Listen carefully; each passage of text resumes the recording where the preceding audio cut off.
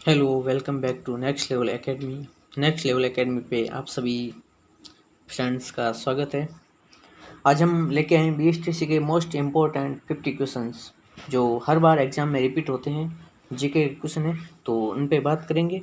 और अगर आप नए स्टूडेंट हैं तो प्लीज़ नेक्स्ट लेवल एकेडमी को ज़रूर सब्सक्राइब कीजिए और इसके साथ में जुड़ जाइए, जिससे डेली मैं जो क्वेश्चन लेके आऊँगा ना उससे आप अपडेट होते रहें। तो चलिए शुरू करते हैं। अभी तक आपने चैनल को लाइक नहीं किया तो प्लीज़ ज़रूर लाइक कीजिए, और अभी तक सब्सक्राइब नहीं किया तो प्लीज़ सब्सक्राइब कर दीजिए। चलिए फर्स्ट क्वेश्चन पे बात करते हैं। फर्स्ट क्वेश्चन है कि चित्तौड़ में स्थित विजय स्तंभ के निर्माता कौन है? राणा कुंभा, राणा सांगा, राणा प्रताप और राणा राज सिंह। तो इसका राइट आंसर हो जाएगा ऑप्शन ए, राणा कुंभा ने चित्तौड़ में स्थित विजय स्तंभ का निर्माण करवाया। नेक्स्ट क्वेश्चन पे आते हैं। नेक्स्ट क्वेश्चन है कि जयपुर शहर की योजना किस वास्तुकार ने बनाई? यानी कि जयपुर शहर की योजना है ना, वो किस वास्तुकार ने बनाई थी? जैसे जयपुर को 12 कोठड़ियों का शहर कहते हैं, क्योंकि जयपुर शहर को ना इस प्रकार 12 भागों में बांटा गया ना, वो योजना किसने बनाई थी? तो उसके बारे में है option A Vidyadhar Bhattacharya, option B Mirza Ismail, option C colonel James Tod, option D राजकुमार अल्बर्ट। तो इसका राइट आंसर हो जाएगा ऑप्शन ए, विद्याधर भट्टाचार्य ने बनाई। नेक्स्ट क्वेश्चन पे बात करते हैं। आमेर के कछुआ वंश का अंतिम शासक कौन था? यानी कि जो आप आमेर के कछुआ वंश है उनका अंतिम शासक कौन था? सवाई मान सिंह द्वितीय, सवाई भवानी सिंह, सवाई माधो सिंह द्वितीय और सवाई राम सिंह द्वितीय। तो इसका राइट आंसर हो जाएगा ऑप्शन ए, सवाई मान सिंह द्वितीय वो आमेर के कछुआ वंश का अंतिम शासक था। आपको मोस्ट इंपॉर्टेंट याद रखना है, कई बार ये क्वेश्चन रिपीट हो चुका है। ये जो सीरीज लेके आ रहा हूँ मैं, ये मोस्ट इंपॉर्टेंट पिछले सालों में 10-15 साल में जो क्वेश्चन रिपीट हुए ना, उनको मैं छांट के लेके आ रहा हूँ, ताकि आपको ना जैसे कम समय में अधिक फायदा हो सके। तो प्लीज़ ज़रूर सब्सक्राइब कीजिए नेक्स्ट लेवल एकेडमी को, आपका अपना परिवार है। और इसको ना अभी जैसे सब्सक्राइब कर काउंट ज़्यादा बढ़ेंगे तो उसके बाद मैं लाइव लेके आऊँगा, फिर मॉडल पेपर सोल्व करूँगा 1-1 घंटे के कंप्लीट लाइव क्लासेस स्टार्ट होगी। अभी लाइव स्टार्ट होने गई। चलिए नेक्स्ट क्वेश्चन पे बात करते हैं। रणथंभौर के चौहान वंश का संस्थापक कौन था? रणथंभौर का चौहान वंश ने उसका संस्थापक पूछा है। Option A Hamir, option B Jetra Singh, option C Prithviraj तृतीय और ऑप्शन डी गोविंदराज। तो इसका राइट आंसर हो जाएगा ऑप्शन डी, गोविंदराज है वो रणथंभौर के चौहान वंश का संस्थापक है। चलिए नेक्स्ट क्वेश्चन में बात करते हैं कि बेराट में किस सभ्यता के अवशेष प्राप्त हुए हैं? बेराट, ऑप्शन ए मौर्यकालीन, ऑप्शन बी गुप्तकालीन सभ्यता, ऑप्शन सी हड़प्पाकालीन सभ्यता और ऑप्शन डी वैदिक सभ्यता। तो इसका राइट आंसर हो जाएगा मौर्यकालीन सभ्यता के अवशेष है बेराट से प्राप्त हुए हैं। चलिए नेक्स्ट क्वेश्चन में बात करते हैं।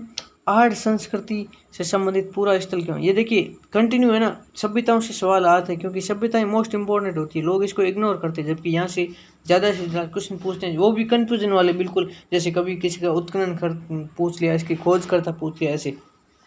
तो इसमें पूछा गया कि आर्य संस्कृति से संबंधित पूरा स्थल कौन सा है?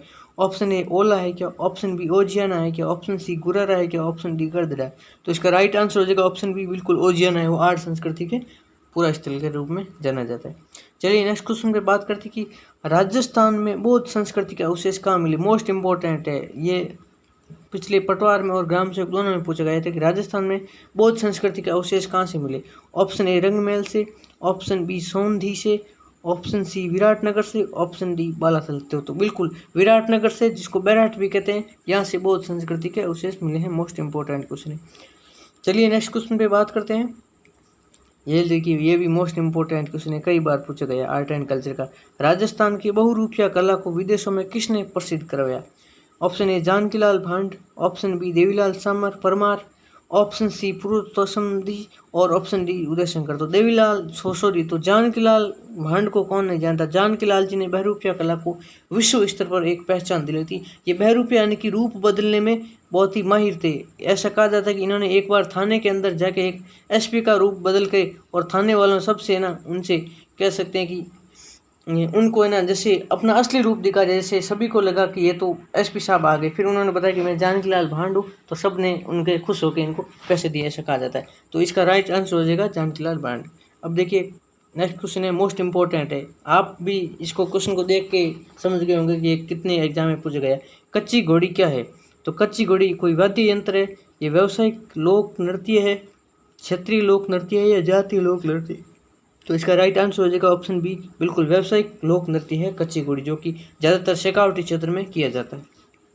नेक्स्ट लेवल पे बात करते हैं, मोस्ट इंपोर्टेंट क्वेश्चन है, आरएस में पूछा गया ये क्वेश्चन है और बीएसटीसी में तो कई बार रिपीट हुआ है।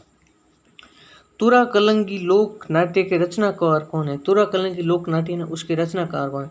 शाह अली और तुकनिगर, इसको तुकनगीर भी कहते हैं। दूसरा है नानूराम और दुलिया राणा, तीसरा है लच्छीराम और उगनराज, चौथा है बंशीधर भट्ट और कृष्ण भट्ट। तो इसका राइट आंसर हो जाएगा शाह अली और तुकनगीर।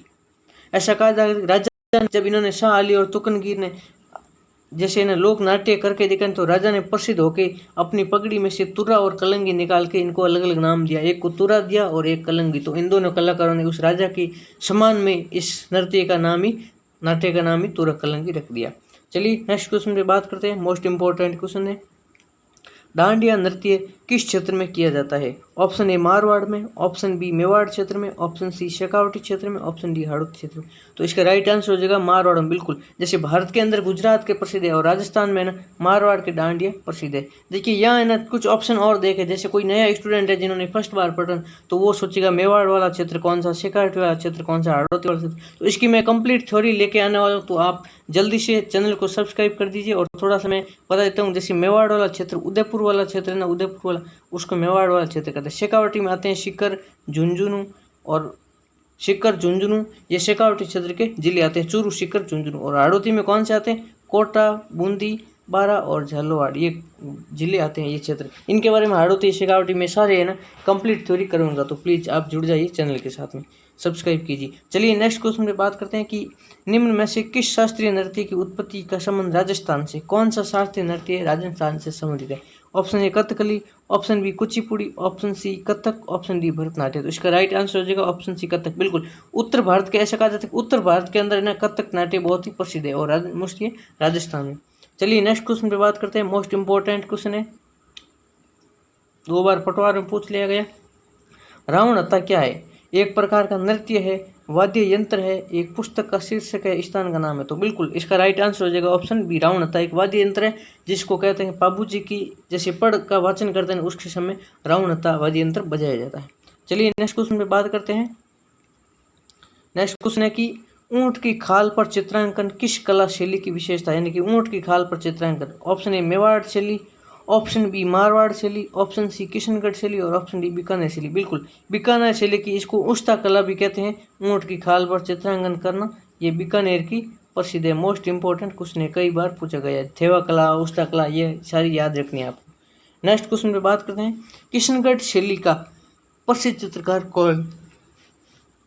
Option A Nagaridas, option B Ramlal, option C Ali Raja, option D Hasan. तो इसका आंसर हो जाएगा नागरीदास। बिल्कुल, नागरीदास जो बणिकछणी है ना चित्रकला है ना, उसका भी चित्रकली है, चित्रकार है ना नागरीदास है। बिल्कुल, बणिकछणी है ना किशनगढ़ की, ये मोस्ट है ना इम्पोर्टेंट शैली है बणिकछणी, और किशनगढ़ की शैली है ना इसका ये चित्र है बणिकछणी का।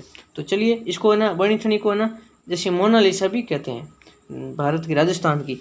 नेक्स्ट क्वेश्चन पे बात करते हैं, मोरनी मानना किस जनजाति से संबंधित है? Option A Bhil, option B Garasia, option C Meena, option D शहरिया।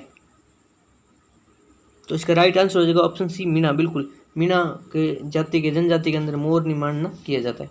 चलिए नेक्स्ट क्वेश्चन पे बात करते हैं, मरु महोत्सव आयोजित किया जाता है किस, यहाँ पूछा किस जिले में? जैसलमेर में, बाड़मेर में, बीकानेर में, जोधपुर में। तो आपको बता दूं कि मरु महोत्सव जैसलमेर के अंदर आयोजित किया जाता है। बिल्कुल, जिसे थार महोत्सव कह सकते हैं वो होता है बाड़मेर के अंदर, और पतंग महोत्सव होता है ये होता है बीकानेर के अंदर, और जोधपुर के अंदर आपको पता ही होगा मारवाड़ महोत्सव होता है। ये सारे के सारे महोत्सव होते हैं। तो इसका राइट आंसर हो जाएगा जैसलमेर में मरु महोत्सव होते हैं। नेक्स्ट क्वेश्चन है मोस्ट इंपॉर्टेंट क्वेश्चन, इस प्रकार के ये लेवल के क्वेश्चन लेकर आया हूँ मैं, अच्छे अच्छे क्वेश्चन है। जैसे लावणो क्या है? लावणी या लावणो क्या होता है? दूल्हे दुल्हन के मुख पर की जाने वाली सुंदरी चित्रकारी, कोई मनोती पूर्ण हो जाने पर करवाए जाने वाला रात्रि जागरण, विवाह संबंध निश्चित होने पर वर को दिए जाने वाले उपहार आदि, या ऑप्शन डी है मांगलिक अवसर, विवाह आदि पर रिश्तेदारों और पड़ोसियों आदि में बांटी जाने वाली मिठाई। बिल्कुल, ये ऑप्शन डी इसका सही आंसर हो जाएगा, ये होती है लावणी कहा जाता है इसको। नेक्स्ट क्वेश्चन पे आते हैं कि राजस्थान भारत में किसका सर्वाधिक उत्पादक है? ये मोस्ट इंपॉर्टेंट है, खनिज वाले, पशुधन वाले, ऐसे सवाल राजस्थान से ना 60% पूछे जाते हैं। तो ऑप्शन ए ऊन, ऑप्शन बी गेहूं, ऑप्शन सी दुग्ध और ऑप्शन डी रेशम। तो इसका राइट आंसर हो जाएगा ऑप्शन ए ऊन है और राजस्थान सर्वाधिक उत्पादक है। नेक्स्ट क्वेश्चन पे आते हैं 20 पे।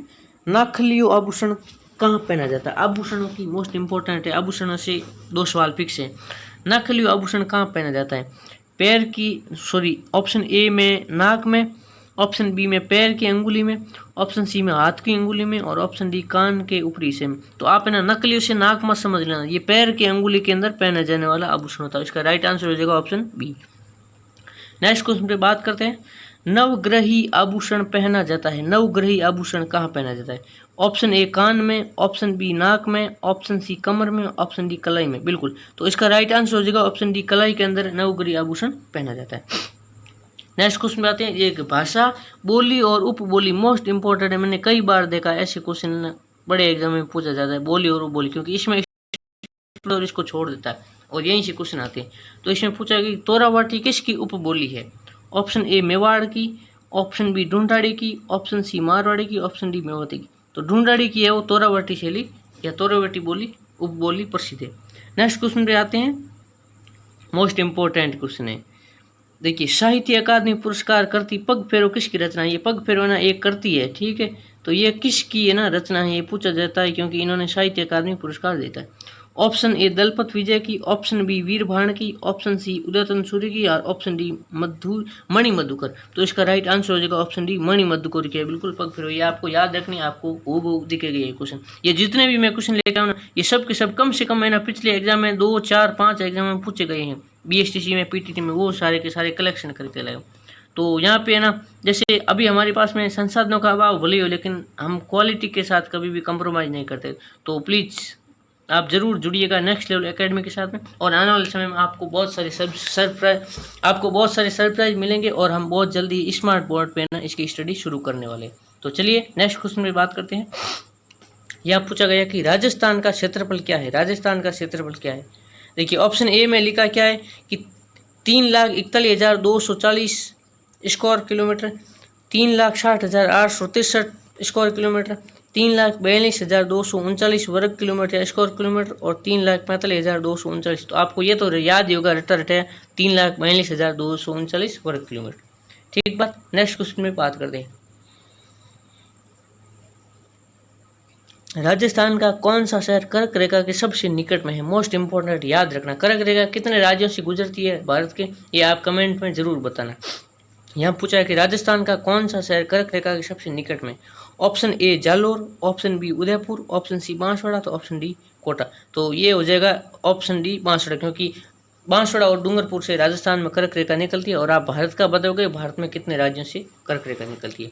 चलिए नेक्स्ट क्वेश्चन पे बात करते हैं। नेक्स्ट क्वेश्चन है कि राजस्थान राज्य का पूर्व पश्चिम, देखिए ये यहाँ हो गया उत्तर, ये दक्षिण, ये पूर्व दिशा अगर किसी को पता नहीं है, और ये होता है पश्चिम। ठीक है, तो यहाँ क्या पूछा है कि पूर्व और पश्चिम, ये पूर्व और यहाँ पश्चिम यानी कि इस तरफ से, और उत्तर और दक्षिण यानी कि नीचे। देशांतरीय और अक्षांशीय विस्तार कितना है? यानी आपको अक्षांशीय विस्तार बताना और देशांतरीय विस्तार का मतलब हो गया कि इस तरफ से और इस तरफ से अंतर निकालना कि राजस्थान इस तरफ से कितने डिग्री पे है और यहाँ इसका अंतर निकालना। तो इसका देखिए, इसका राइट आंसर मैं बता देता हूँ। देखिए 8 डिग्री 47 मिनट और 7 डिग्री 9 मिनट। तो आप सोचोगे कि सर ये कैसे निकला है? तो इसके अंदर जैसे राजस्थान की ऐसी लंबाई होती है 869 किलोमीटर, ठीक है, और ऐसी होती है 826 किलोमीटर। तो है ना, इसके अंदर जैसे दोनों इन चारों कोनों पे अक्षांश और विस्तार, जैसे यहाँ पे 23 डिग्री 3 मिनट पे से लेके 30 डिग्री 12 मिनट ऊपर की तरफ यहाँ तक राजस्थान का जैसे देशांतरीय विस्तार होता है। और अक्षांश में ना जैसे इस तरफ से हो गया राजस्थान का 66.87 से लेकर के यहाँ हो जाएगा राजस्थान का विस्तार होगा 97.2। तो ये है ना, जैसे राजस्थान का अक्षांशीय और देशांतरीय विस्तार हो तो इसका अंतर निकाल देता आता है 8 डिग्री 47 मिनट से 7 डिग्री 9 मिनट। तो इसका राइट आंसर हो जाएगा ऑप्शन डी। चलिए नेक्स्ट क्वेश्चन की बात करते हैं। कुल भौगोलिक क्षेत्रफल की दृष्टि से देश में राजस्थान का स्थान कौन सा है? कुल भौगोलिक क्षेत्रफल की दृष्टि से, भौगोलिक यानी कि क्षेत्रफल की दृष्टि से राजस्थान का पूरे देश में कौन सा स्थान है आपको बताना है। ये हो गया हमारा प्यारा राजस्थान। तो इसका क्षेत्रफल की दृष्टि से प्रथम स्थान है, क्योंकि राजस्थान सबसे बड़ा राज्य है भारत का। चलिए नेक्स्ट क्वेश्चन में आते हैं। राज्यपाल द्वारा जारी अध्यादेश प्रभावित रहता है। मोस्ट इंपोर्टेंट क्वेश्चन है, अभी पीछे वाले ऐसे ही एग्जाम में पूछा गया कि अध्यादेश, राज्यपाल अध्यादेश जारी करता है ना, वो कितना प्रभावित रहता है? 3 सप्ताह तक, 6 सप्ताह तक, 3 माह तक या 6 माह तक? तो इसका राइट आंसर हो जाएगा 6 सप्ताह तक। यानी कि अध्यादेश क्या होता है, आपको तो कोई नए स्टूडेंट है तो उनको पता नहीं। जैसे यानी हमारे संसद के अंदर या विधानमंडल के अंदर 3 सत्र चलते हैं पूरे साल में, जिसको हम BMW से याद रखते हैं, बजट सत्र, मानसून सत्र और विंटर सत्र। लेकिन जब है ना, जैसे 2 सत्रों के बीच में 6 महीने का गैप होता है, तो जब है ना राज्य के अंदर या कोई सत्र नहीं चल रहा होता है, लेकिन फिर भी है ना कोई आवश्यक कानून की जरूरत पड़ जाती है, तो राज्यपाल है ना अध्यादेश जारी करके उस कानून को एक बार लागू कर देता है। जब सत्र है ना वापस शुरू होते हैं ना, तो सत्र शुरू होने के बाद 6 सप्ताह तक कह सकते हैं, 42 दिन तक है ना वो है ना कानून पारित करवाना होता है। तो इसका कुल समय हो जाएगा 6 सप्ताह तक। आपको है ना, जैसे मैं नेक्स्ट थ्योरी करूँगा तो इसका पूरा डिटेल में समझूंगा, कोई नए स्टूडेंट है उनको इस प्रकार समझ में नहीं आएगा। तो चलिए नेक्स्ट क्वेश्चन पे आते हैं। राजस्थान में जिले और संभाग कितने हैं? ये मोस्ट इंपोर्टेंट, काफ़ी चर्चा रह चुका है, क्योंकि जिले और संभाग के अंदर परिवर्तन हुआ है, लेकिन अभी तक कागजों में वो पुराने वाले चलेंगे। तो 32 और 6 है क्या, 33 और 6 है क्या, 32 और 7 है या 33 और 7 है? तो इसका राइट आंसर ऑप्शन डी है, 33 जिले और 7 अभी तक संभाग वही माने गए। ठीक बात है। नेक्स्ट क्वेश्चन पे आते हैं। तो आप अब कमेंट करके बताना कि अभी जैसे जितने संभाग और जिले बने ना, तो वो टोटल कितने हुए, वो कमेंट करके जरूर बताना। ठीक बात। नेक्स्ट क्वेश्चन पे आते हैं कि पश्चिमी राजस्थान में सबसे अधिकांश और विस्तृत क्षेत्र में पाई जाने वाली मिट्टी, मतलब कहना चाहता है कि पश्चिमी राजस्थान के अंदर सबसे ज़्यादा कौन सी मिट्टी पाई जाती है? ऑप्शन ए में दोमट मिट्टी, ऑप्शन बी में काली मिट्टी, ऑप्शन सी में रेतीली मिट्टी और ऑप्शन डी में भूरी मिट्टी। तो इसका राइट आंसर हो जाएगा ऑप्शन सी, रेतीली मिट्टी पाई जाती है पश्चिमी राजस्थान के अंदर सबसे ज़्यादा। नेक्स्ट क्वेश्चन पे आते हैं कि राजस्थान का अधिकांश भाग किस कटिबंध क्षेत्र के अंदर आता है? कौन सा कटिबंध है वो, उसके अंदर राजस्थान का अधिकांश भाग आता है? ऑप्शन ए शीतोष्ण कटिबंध, ऑप्शन बी उष्ण कटिबंध, ऑप्शन सी शीत कटिबंध, ऑप्शन डी समशीतोष्ण कटिबंध। तो इसका राइट आंसर हो जाएगा ऑप्शन ए, शीतोष्ण कटिबंध, यानी कि शीत भी है और थोड़ा उष्ण भी है। इसके अंदर राजस्थान का अधिकांश कटिबंध क्षेत्र आता है, शीतोष्ण कटिबंध के अंदर आता है। नेक्स्ट क्वेश्चन पे आते हैं, बात करते हैं कि राष्ट्रपति राज्यपाल की नियुक्ति करता है। देखिए मोस्ट इंपोर्टेंट है, पॉलिटी के क्वेश्चन भी आते हैं इस प्रकार। तो लोग है ना ऊपर से पढ़ते हैं कि सर नॉर्मल जीके पढ़ लो, सिर्फ जीके से काम नहीं चलता है। आपको ना इंडिया जीके भी पढ़ना होगा, रीजनिंग भी पढ़नी होगी, इंग्लिश भी पढ़नी होगी, सारे सब्जेक्ट पढ़ने होंगे आपको। तो यहाँ पूछा कि राज्यपाल है, राष्ट्रपति और राज्यपाल की नियुक्ति करता है प्रधानमंत्री की सलाह पर, स्विवेकीय या केंद्रीय मंत्रिमंडल की सलाह पर, या राज्य के मंत्रिमंडल की सलाह पर? तो इसका राइट आंसर हो जाएगा ऑप्शन सी, बिल्कुल केंद्रीय मंत्रिमंडल की सलाह पर ही राज्यों के अंदर है ना राष्ट्रपति द्वारा कह सकते हैं राज्यपाल को नियुक्त किया जाता है। ठीक बात। नेक्स्ट क्वेश्चन पे आते हैं। क्षेत्रफल की दृष्टि से राजस्थान के बाद देश के राज्यों का अवरोही क्रम बताना। देखिए एक होता है आरोही क्रम, ठीक है। तो आरोही क्रम में क्या होता है, जैसे ऊपर बढ़ते हैं एक लेवल, फिर नेक्स्ट लेवल, फिर और ऊपर लेवल, फिर इस प्रकार नेक्स्ट लेवल आप बढ़ते रहते हैं। ये हो गया आरोही क्रम। अवरोही क्रम होता है जो ऊपर से ना वापस नीचे घटते हुए बताना आपको ना। तो इसमें क्षेत्रफल के, राजस्थान में क्षेत्रफल है ना आरोही बढ़ते हुए होता है, अवरोही घटते हुए होता है ना। तो इसका देखिए क्षेत्रफल की दृष्टि से राजस्थान के बाद देश के राज्यों का अवरोही क्रम होता है। तो इसका ऑप्शन हो जाएगा सी के अंदर। मध्य प्रदेश है इसमें घटता हुआ, यानी कि राजस्थान के बाद मध्य प्रदेश बड़ा है, फिर उससे छोटा महाराष्ट्र है, फिर उससे छोटा आंध्र प्रदेश है। पहले मध्य प्रदेश सबसे बड़ा राज्य था, उससे 2000 में सन 2000 के अंदर छत्तीसगढ़ राज्य अलग हो गया। तो अलग होने के बाद में राजस्थान सबसे बड़ा राज्य बन गया। तो देखिए हमारी किस्मत कितनी अच्छी है। चलिए नेक्स्ट क्वेश्चन पे आते हैं कि त्रिवार्ता के अनुसार राजस्थान का अधिकांश भाग किस जलवायु प्रदेश के अंतर्गत आता है, वो है। अब कोई सोचेगा कि ये त्रिवार्ता क्या है नया, तो ये ना वैज्ञानिकों ने रिसर्च करके राजस्थान की जो क्षेत्रफल है ना उसको अलग अलग प्रकार की मिट्टियों के अंदर नाम देके इसको अलग अलग प्रकार के वर्गीकरण में डिवाइड किया। तो यहाँ पूछा गया कि त्रिवार्ता के अनुसार राजस्थान का अधिकांश भाग जिस जलवायु प्रदेश में आता है वह कौन सा है? BW, SW, BSH, AW या CAW? तो इसका राइट आंसर हो जाएगा ऑप्शन बी, BSHW। चलिए नेक्स्ट क्वेश्चन पे आते हैं। नेक्स्ट क्वेश्चन क्या कह रहा है? नेक्स्ट क्वेश्चन पे आते हैं कि राजस्थान के अक्षांशीय विस्तार के समतुल्य क्षेत्र किन राज्यों में है? यानी कि राजस्थान का जो अक्षांशीय विस्तार है ना उसके समतुल्य क्षेत्र कौन से राज्यों के अंदर आते हैं? Option A Uttar Pradesh, Punjab, Bihar, option B Bihar, Jharkhand, Paschim Bengal, option C Jharkhand, Orissa, Madhya Pradesh, option D Gujarat, Madhya Pradesh, Paschim Bengal. तो इसका राइट आंसर होगा बिहार। बिल्कुल, राजस्थान के समीपवर्ती में बिहार है, फिर झारखंड है और पश्चिम बंगाल है, उसके अंदर अक्षांशीय विस्तार सेम आता है। तो इसका राइट आंसर हो जाएगा ऑप्शन बी। चलिए नेक्स्ट क्वेश्चन है, मोस्ट इंपॉर्टेंट है, नदियों से फिक्स है, 2 क्वेश्चन फिक्स है नदियों से, इसको याद रख लेना है। पूछा कि आहू, परवन, निमाज और धार नदी की सहायक नदियां कौन सी? सहायक नदियां पूछी जाती हैं। आहू, परवन, निमाज और धार किस नदी की सहायक नदियां? Option A Kali Sindh, option B Vajj, option C Berach, option D Banas. तो ये हो जाएगा ऑप्शन ए काली सिंध की है आहू, परवन और निमाज सहायक नदियां। नेक्स्ट क्वेश्चन में आते हैं कि नेक्स्ट क्वेश्चन कह रहा है कि विधानसभा के सदस्यों की निर्भरताओं यानी कि अयोग्यताओं के संबंधित प्रश्नों पर अंतिम विनिश्चय किसके द्वारा किया जाता है? अंतिम है ना, कौन निर्णय लेता है?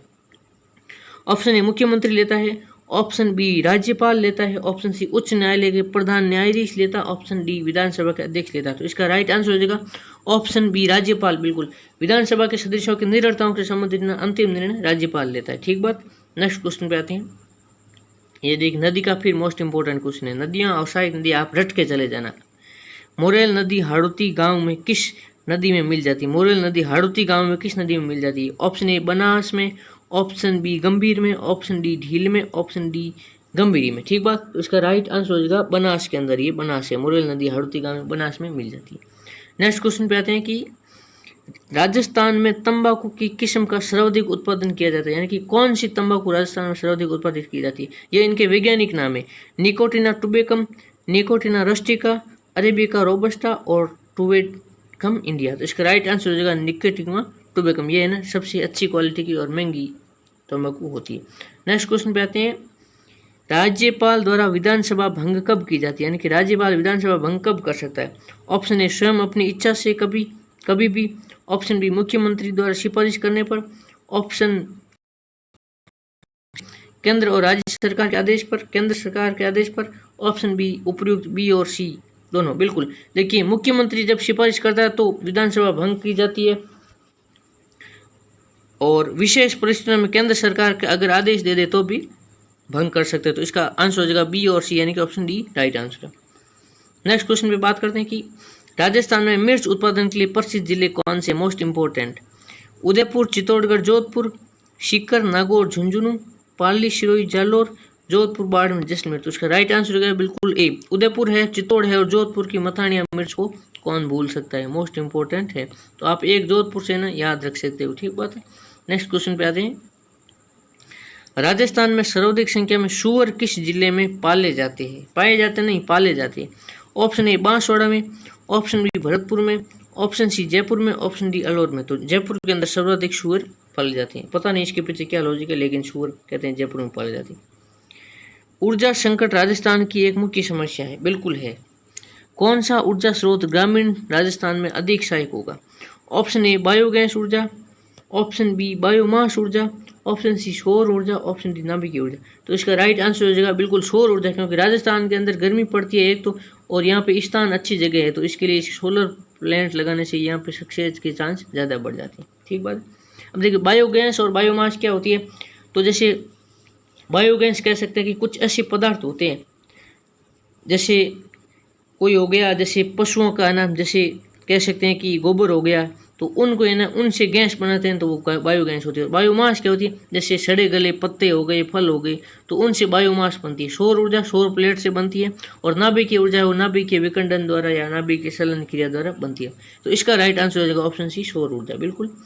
नेक्स्ट क्वेश्चन पे आते हैं कि राजस्थान में पंचायती व्यवस्था लागू कब की गई? राजस्थान के अंदर पंचायती व्यवस्था, ऑप्शन ए 1967 में, 1959 में, 1971 में और 1963 में।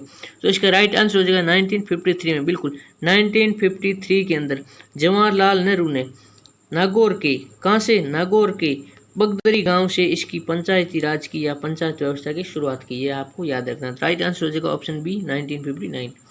नेक्स्ट क्वेश्चन पे आते हैं कि भाखड़ा नांगल परियोजना से राजस्थान के किस जिले में सिंचाई की जाती है? भाखड़ा नांगल से राजस्थान के कौन से जिले में सिंचाई होती है? Option A Shri Ganganagar, option B Hanumangarh, option C Churu और ऑप्शन डी बीकानेर। तो राइट आंसर हो जाएगा बिल्कुल हनुमानगढ़ के अंदर भाखड़ा नांगल परियोजना से सिंचाई होती है। ठीक बात। नेक्स्ट क्वेश्चन पे आते हैं कि केमिकल ग्रेड चूना पत्थर का सर्वाधिक उत्पादक जिला कौन सा? यानी कि केमिकल ग्रेड चूना पत्थर होता है ना, उसका ना सर्वाधिक है ना उत्पादक जिला कौन सा होता है? Option A Chittorgarh, option B Jodhpur, option C Sirohi और ऑप्शन डी नागौर। तो जोधपुर है ना इसका सर्वाधिक राइट आंसर है। केमिकल ग्रेड चूना पत्थर यानी कि यहाँ पे पत्र निकलते हैं, चूना पत्थर भी निकलते हैं। ठीक बात। नेक्स्ट क्वेश्चन पे बात करते हैं कि राज्य में पन्ने की खोज यानी कि पन्ना होता है जो महंगी धातु होती है, हीरा पन्ना, पन्ने की खोज सर्वप्रथम किस क्षेत्र में हुई? ऑप्शन ए ढकबूसिया में, ऑप्शन बी गमागुता में, ऑप्शन सी काला गुमान, ऑप्शन डी उबानी।